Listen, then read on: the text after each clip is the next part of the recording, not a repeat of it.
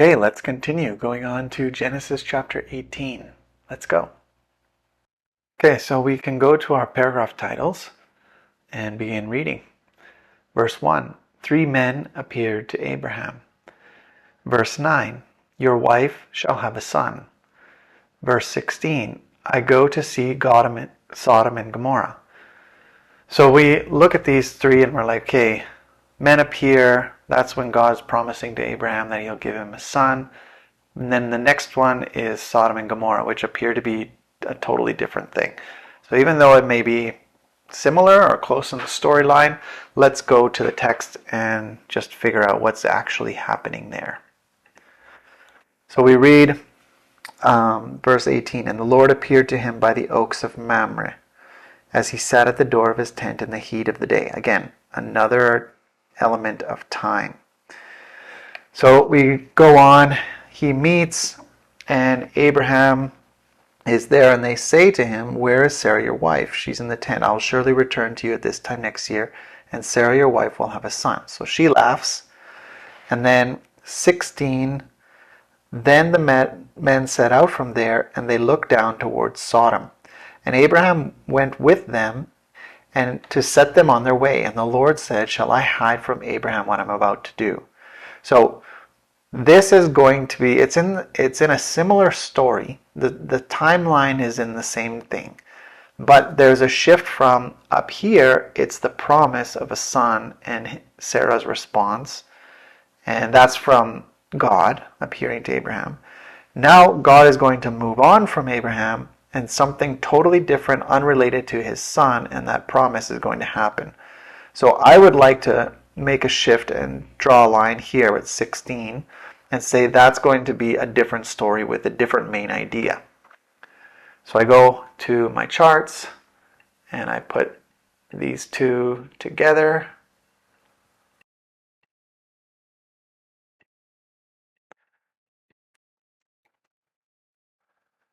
And I merge them. Merge them. Abraham's son next year. And then we go on and we see, I go to Sodom and Gomorrah, judge of all the earth is just, 10 righteous will destroy city. And then that's the conversation between God and Abraham. And then 19 verse 1, we see the two angels enter Lot's house. So let's stick with the conversation and just see where it ends up. So God says, shall I hide from Abraham what I'm about to do? And then he tells him what he's about to do here.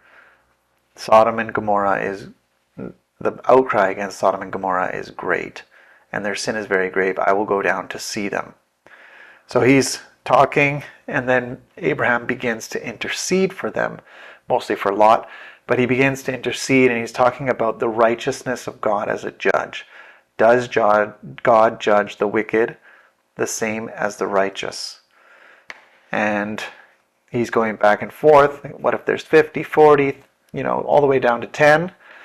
And then at the end it says, and the Lord went his way. So we go to the end of 18, and then Abraham returned to his place too. So that context and that story is ending. God is separating from Abraham. And now we hear about these two angels going to Sodom. So that conversation is one main idea, one concept, and then this is going to be the story that happens in Sodom. So what we're going to do in our paragraphs is we're going to group the conversation together, and we're going to call it Judge Sodom and Gomorrah.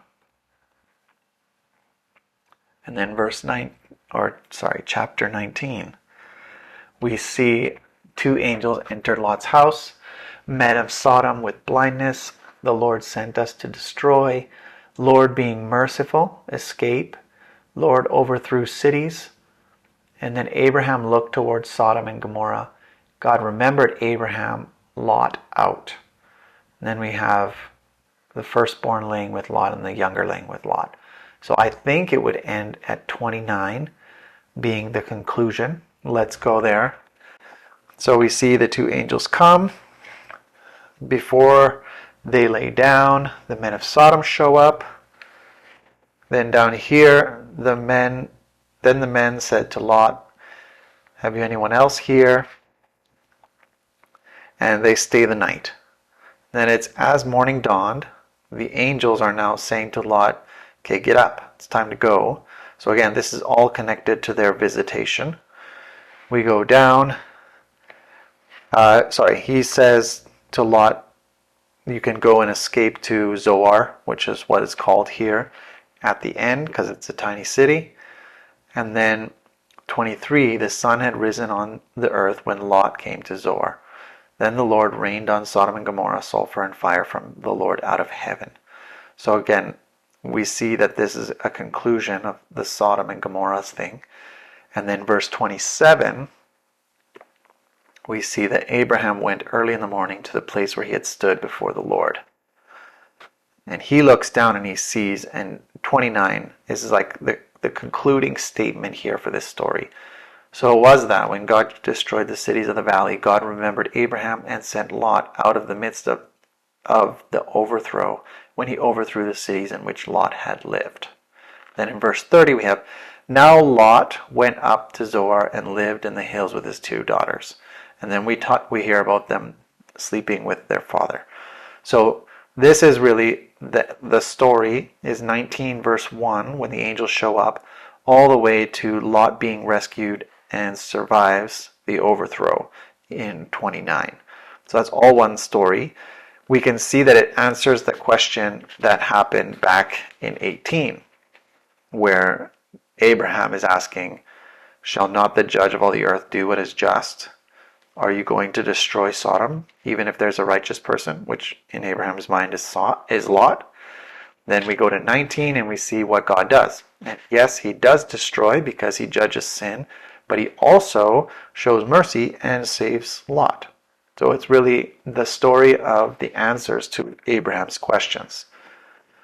So we come here and we can see that all of this is one story. And we can label it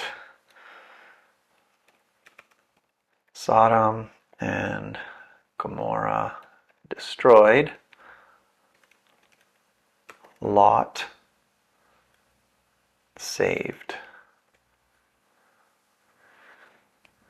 So again, you look at your title, Judge Sodom and Gomorrah, and then Sodom and Gomorrah destroyed, but Lot is saved.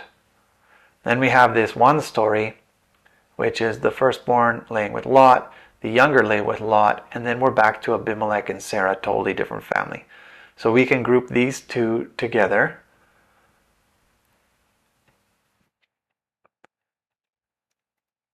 And we can merge them. And then let's go to the text and just see what title would be the best here. So the firstborn went in, lay with her father. Then the younger arose and lay with him. And then verse 36 is kind of a concluding statement. So thus both the daughters of Lot became pregnant by their father. The firstborn bore a son and called him Moab. He is the father of the Moabites to this day. The younger also bore a son and called his name Ben-Ami, and he is the father of the Ammonites to this day. So we can see that this is a key, like, where did the Moabites come from? Where did the Ammonites come from? That's basically what this story is. So we go back to the title, and we can see Lot,